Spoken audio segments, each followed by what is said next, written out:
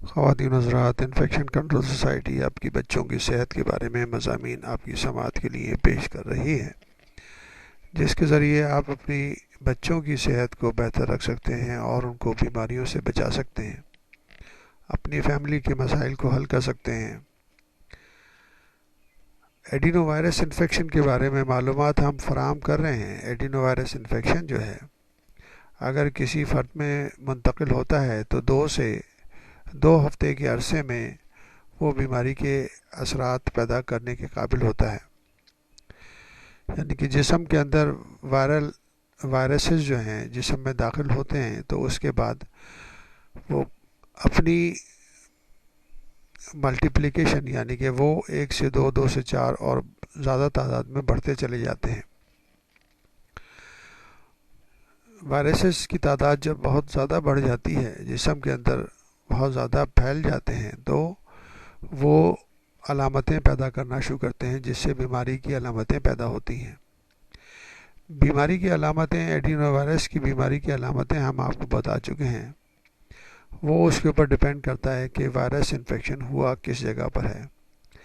نظام تنفس میں ہوا ہے، نظام ہاضمے میں ہوا ہے، پیشاب کے نظام کے اندر ہوا ہے، یا آنکھوں میں ہوا ہے، یا گلینڈز کے اندر انفیکشن ہوا ہے۔ تو جس جگہ پر انفیکشن پیدا ہوتا ہے اس کی انفلیمیشن کی علامتیں اسی نظام میں بہت بہتر طریقے سے دیکھی جا سکتی ہیں۔ ہم نے مختلف علامتیں آپ کو مختلف طریقوں سے بتائیں پچھلے مضامین میں۔ اب ہم آپ کو علاج کے بارے میں بتانا چاہیں گے۔ وائرسز کے بارے میں ہم آپ کو بتانا چاہیں گے کہ وائرسز جو ہیں ان پر اینٹی بایوٹکس جو دوائیں دی جاتی ہیں وہ کوئی اثر نہیں کرتی۔ وائرس انفیکشن کی اینٹی بایوٹکس اس وجہ سے دوائیں پیدا کرنا، دوائیں بنانا اس وجہ سے مشکل ہے کہ وائرل پارٹیکل جو ہے وہ ڈی این اے اور آر این اے کے پارٹیکلز پر مشتمل ہوتے ہیں، اور ڈی این اے اور آر این اے ہمارے نارمل سیلز کے اندر بھی موجود ہوتا ہے۔ اگر ایسی دوائیں جو بنائی جائیں گی جو کہ ڈی این اے اور آر این اے کو ختم کر دیں تو ہمارے جو نارمل سیل ہیں، ہمارے جسم کی نارمل سیل ہیں، ان پر بھی اثر انداز ہوں گی۔ تو اس وجہ سے وائرل میڈیسن پیدا کرنا اور ان کو بنانا کافی مشکل کام ہے، کیونکہ ان کے سائیڈ ایفیکٹس بہت زیادہ ہوتے ہیں۔ وائرل انفیکشن کے اندر ایک خصوصیت یہ ہے کہ جسم اگر قوت مدافعت موجود ہے، جسم کی بچوں کی صحت اچھی ہے یا جن میں انفیکشن ہوا ہے وائرل انفیکشن ان کی صحت اچھی ہے، تو جسم خود ایسی مٹیریل پیدا کرتا ہے، یعنی کہ اینٹی وائرل سبسٹنس پیدا کرتا ہے جو وائرس کے اگینسٹ ہوتے ہیں۔ جب بھی وائرل انفیکشن ڈیولپ ہوتا ہے تو جسم کے اندر انٹرفیرون پیدا ہونے لگتا ہے۔ جسم کے سیل، بیمار فرد کے جسم کے سیل انٹرفیرون پیدا کر کے وائرس انفیکشن کو ایک اسٹیج پر روکنے کی کوشش کرتے ہیں، اور جب انٹرفیرون ایک اچھی تعداد میں پیدا ہو جاتا ہے تو وائرل انفیکشن جو ہے وہ رک جاتا ہے، اور اس کے بعد وائرل انفیکشن کی جو علامتیں ہیں، جو بیماری پیدا ہو چکی ہے، وہ آہستہ آہستہ ختم ہونے لگتی ہے۔ اسی وجہ سے کہا جاتا ہے کہ وائرل انفیکشن کے لیے وہ خود بخود ہی ٹھیک ہو جاتا ہے۔ اس کے لیے ٹریٹمنٹ جو ہے وہ سمپٹومیٹک ٹریٹمنٹ کیا جاتا ہے، کہ جو علامتیں ہیں، مثلا کھانسی ہے، نزلہ ہے، بخار ہے، پیٹ میں درد ہے، یا ڈی ہائیڈریشن ہے، یا دستوں کی بیماری ہو گئی ہے، تو ان کو جو سمٹمز پیدا ہو گئی ان کو کم کرنے کے لیے اور ان کو کنٹرول کرنے کے لیے کچھ میڈیسن جو ہیں سپورٹیو میڈیسن دی جا سکتی ہیں۔ پرٹیکولرلی وائرس کو ختم کرنے کے لیے کوئی میڈیسن نہیں دی جاتی. زیادہ تر جو سمٹمز یعنی کہ علامتیں بیماری کی پیدا ہو جاتی ہیں، جس نظام کے اندر بھی وائرس انفیکشن ہوا ہے اس میں جو علامتیں پیدا ہو جاتی ہیں ان کو کنٹرول کرنے کے لیے کچھ میڈیسن دی جا سکتی ہیں، جس کے ذریعے جو بچے بیمار ہو جاتے ہیں وائرس انفیکشن سے ان کی کنڈیشن بہتر ہو سکتی ہے. بچوں کو زیادہ سے زیادہ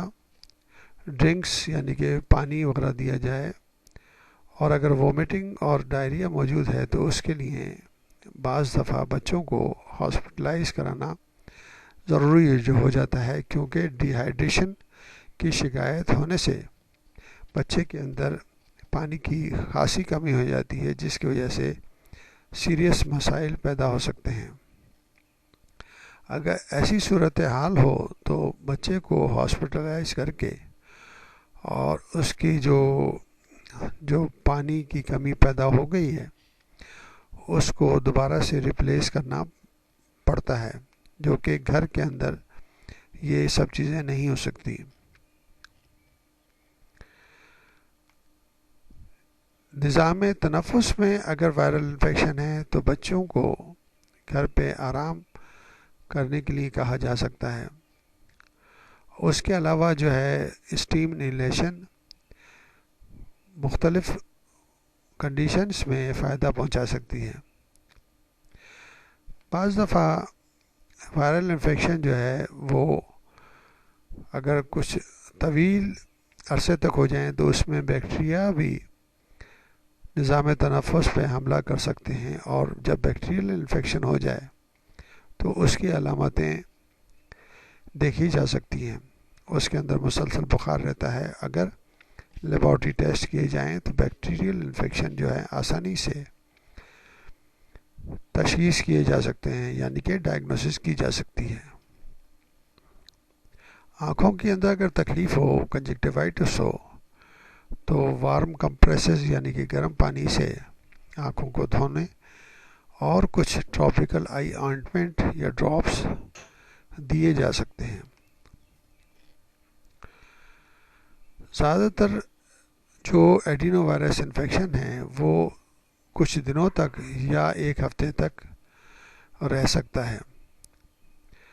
مگر جو انفیکشن اگر زیادہ طویل عرصے تک رہے تو اس میں کھانسی اور نمونیا کی شکایت ہو سکتی ہے، جو کہ 2 سے 4 ہفتے تک چل سکتا ہے. فارنگو کنجکٹیول جو فیور ہوتا ہے یا سور تھروٹ ہوتا ہے وہ بھی 1 ہفتے میں تقریباً ختم ہو جاتا ہے. کنجکٹیوائٹس جیسے ہم نے آپ کو بتایا ہے وہ بھی تقریباً 1 ہفتے میں ختم ہو جاتی ہے. یعنی کہ یہ سائن سمٹم جو ہیں وائرس انفیکشن کے، جسم میں جب انٹرفیرون ڈیولپ ہو جاتا ہے تو وہ آہستہ آہستہ کنٹرول کر کے وائرس انفیکشن کو اسٹاپ کر دیتا ہے. ہم اس سے بچ کس طرح سکتے ہیں، یعنی کہ پریونشن کس طرح کرنی چاہیے. پریونشن کے لیے ضروری ہے کہ اگر اسکول کے اندر یا ڈے کیئر سینٹر میں یا کسی جگہ پر سمر کیمپ میں اگر کسی بچے کو انفیکشن ہو تو اس بچے کو الگ کرنا چاہیے، اس کو گھر بھیجنا چاہیے تاکہ وہ انفیکشن دوسرے بچوں میں نہ لگ سکے. اور جو بچے اس انفیکشن کا ایڈینو وائرل انفیکشن کا شکار ہوں ان کو اسکول بھیجنا بہتر نہیں ہے، کیونکہ وہ دوسرے بچوں کو بھی انفیکشن پھیلا سکتا ہے. اسی طرح جو ہے واش روم میں جانے کے بعد ہینڈ واشنگ بہت ضروری ہے، اور اگر چھینکیں اور کھانسی کی شکایت ہو تو منہ پہ کپڑا رکھنا اور ناک پر کپڑا رکھنے کی احتیاط ضروری ہے. آنکھوں کا انفیکشن موجود ہو تو آنکھوں سے جو آنسو نکلتے ہیں ان کو بھی ہاتھوں کے ذریعے دوسروں تک پھیلنے کا سبب بن سکتے ہیں. تو ہینڈ واشنگ جو ہے سب سے اہم چیز ہے وائرس انفیکشن کو روکنے کے لیے، جو کہ بہت ہی آسان اور سمپل چیز ہے جس سے ہم 70 سے 70 to 80% وائرل انفیکشن کو روک سکتے ہیں۔ اور اس کے علاوہ جیسے ہم نے آپ کو بتایا جو کامن چیزیں ہیں جیسے ٹاولس ہیں یا ٹوائز ہیں، جو گھر کے اندر بچوں کی کامن اشیاء ہوتی ہیں، اگر وہ ان کو کنٹرول کیا جائے تو دوسرے بچوں میں انفیکشن پھیلنے کے چانسز کم ہوتے ہیں۔ تو انفیکشن کنٹرول کے بیسک اصولوں پر عمل کر کے، جو کہ ہم نے بار بار آپ کو بتائے ہیں، ہینڈ واشنگ ہے یا کامن اشیاء کا استعمال ہے، ان کو کنٹرول کر کے ہم وائرل انفیکشن کو کم کر سکتے ہیں اور اپنے بچوں کو ان بیماریوں